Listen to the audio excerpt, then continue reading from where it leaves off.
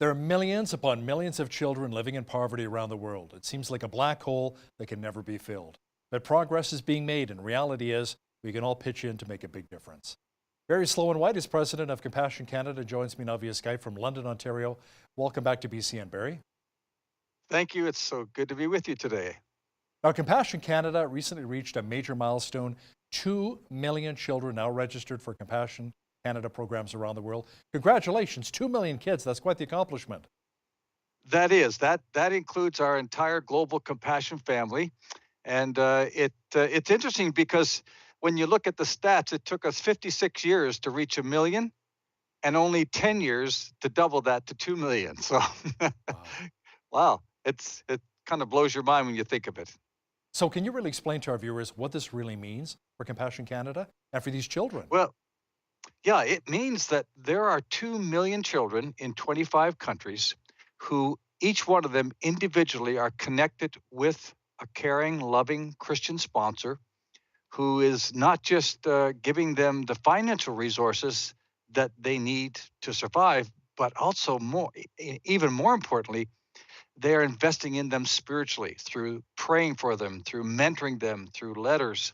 And we have thousands of sponsors every year who actually go and physically visit their children. That's a real bonus. And you work through the local churches. Explain that dynamic. Yeah, we're very unique that way. God really instilled in the hearts of our leaders over these 66 years that uh, his strategy for bringing the gospel to the world is the local church. That's not new. We all know that. But really, God called us to align with his strategy. And so we work in 7,000 communities around the world in 25 countries. Wow. Every single compassion program project is housed, located in a local Christian church. So Barry, what kind of support specifically does Compassion Canada deliver for the kids? Well, through the local church, we create a child development center. So it's an after school program that the children come to. And there, each child is assigned to an adult tutor. That's a Christian volunteer from the church who serves as a mentor, helps them with their homework, prays with them, cares for them, ensures that they themselves are well, does a home visit every week to the child's home, and ensures that that child is really getting the full benefits of the compassion curriculum and the compassion program. These are things like healthcare, education, of course, social skills, um, things like vocational skills, but most importantly for us, that every child is learning about Jesus Christ because we so strongly believe that the answer to poverty is Jesus. He changes people from the inside out. And so that's why we work with the local church because it's the best place and probably the only place that we could really be effective in this strategy. Yeah, be a light in your local community, a light in a dark place. Barry, can you share Absolutely. any personal stories of an individual child or a family that has really been helped by Compassion Canada? Oh, so many. But let me tell you one that I've come to love and respect over the years. It's a young lady, now an adult. Her name is Harriet, and she's from a little village in Uganda.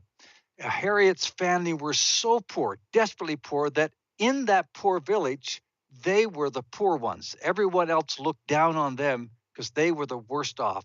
Her father, as often happens, abandoned the family, left her mom, her, and two young siblings with nothing. I mean, their house was just borrowed tin and scrounged stuff from the local refuge dump.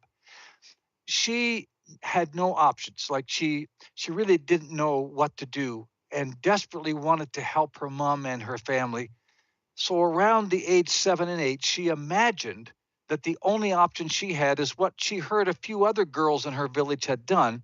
When they got older, around 12, they went to Kampala, to the capital city, and they got a job working on the streets. Now we know what that job is. It's not a job that we would want any of our children to get involved in. But Harriet knew that she was too young. At age 7, 8, she was too young. So she imagined around 12 years of age, she would make the journey. And that way she would get a little bit of income to help her family.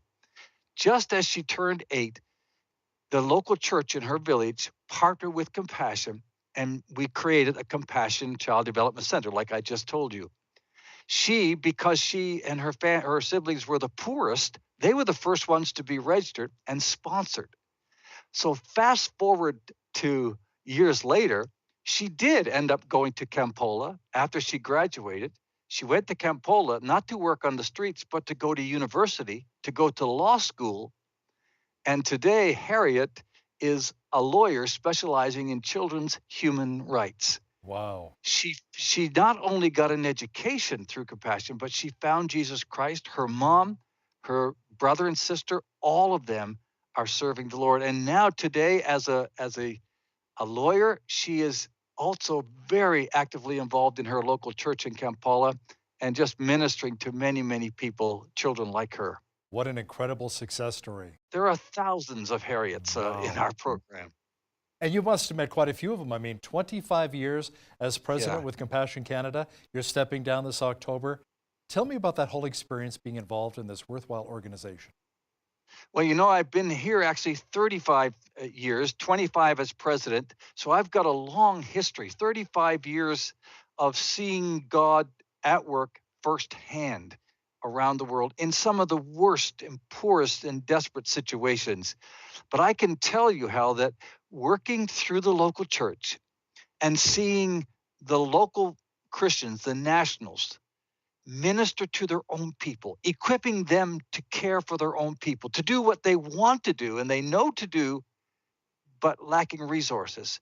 We have seen such incredible, incredible impact. In fact, if for those that are sponsoring, you'll get our Compassion magazine in the mail. It just came out. I just got it on my desk today. The front cover is a photograph of one of our sponsored children, a little boy from Dominican Republic named Tony, but he's not a sponsored child right now. He just was appointed our national country director for Compassion Dominican Republic, looking after over 100,000 children.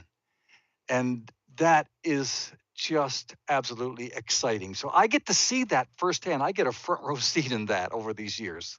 Now, let's discuss the need that still exists and the steps needed to help these kids, and which country specifically is the need the greatest. Well, yeah, we work in 25 countries. It's hard to say which country the need is greatest because in those countries, even those that are a little bit better off economically, we zero in on the poverty pockets. So we target children and families who live on less than $1.90 a day. That's our target audience. And there are 300 plus million children in that category. And we sponsor 2 million of them. So you can see the need is still huge. And so our goal is to not stop, to not sleep until we've gotten one more and one more and one more and one more. How about some of the pushback that you receive from some of the governments in some of these 25 countries? Let's talk a bit about that. Oh, And the yeah, obstacles you face, right? yeah, that is real because we are so in your face Christian, if I can be that bold. Our whole program is overtly Christ centered. So that gets the attention of governments in some countries, not all. There's about 5 countries of the 25 where we work where the governments are watching us like a hawk. And every year they tighten the vice just a little tighter to make it just a little more difficult for us. We have a couple things going for us, though. So, first of all, we are completely nationalized. We don't send missionaries or expatriates. That would also be flagged. So, everyone involved in the Compassion program at the ground level are nationals from their countries, from their communities. So, that really helps balance some of the issues that the governments look at. But here's the misinformation, the misunderstanding. When some foreign governments see us working with the poor through the local church, they assume that we're only helping them so that we can coerce them, or worse, force them to become Christians. So that's the accusation that is leveled against us very, very regularly. And they totally ignore the fact that children that come into our program, most of them are from non-Christian families and backgrounds. None of them ever have to become a Christian. The problem is, for the governments, most of them do become Christians, because once you encounter the real, genuine love of Christ in a tangible way, it's pretty hard to resist. Now, I understand that out of the 2 million registered kids, about 160,000 of them are still waiting for a sponsor. Barry, can you explain Yeah. the difference between children with sponsors and those without? Yeah. That's a typical day for us. So the way we work is, we register children when we find children that qualify in the need area. We register them into our program. We take all the information. We do the home assessment and all of that. Once they are registered one of our projects, they immediately get all the help that the sponsor children get. Then we go about our business, like here in Canada, we go about the work of trying to find a sponsor to take that registered child.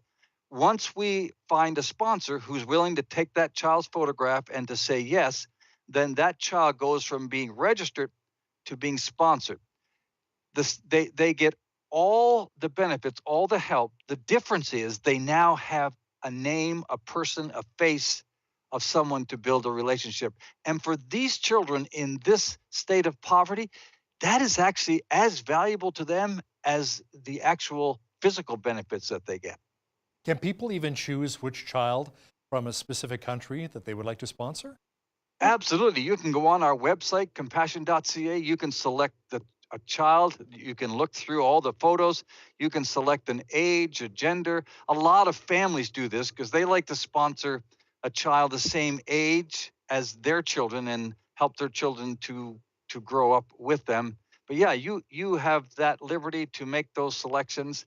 People often say to us, like, I go to a specific country on business every year, or I go on a mission trip.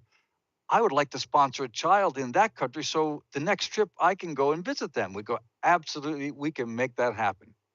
Many years ago, my family sponsored a child in San Salvador, El Salvador, and I tell you, it was very Awesome. rewarding. We did that for many years, and just him sending back pictures of himself and his family, how Yeah. he was getting school supplies and food and clothing. It was just so rewarding, I have to tell you that. But sometimes, Barry, people have concerns about which particular charities they can trust, and will the money actually go towards helping out these kids? So how would you maybe put those fears at ease?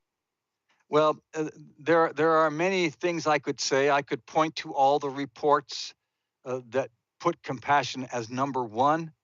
But I would say last year we had just over 9,000 sponsors travel around the world to visit their children. Wow. 9,000 mini audits. That's the way I look at them. Every sponsor that came back either sponsored another child or got their friend to sponsor a child because they were so impressed with the impact. We never get the question, what do you do with my money? The question that we get consistently is, how do you do all of that with that little bit of money that I give you? That's the best answer I can give you right now.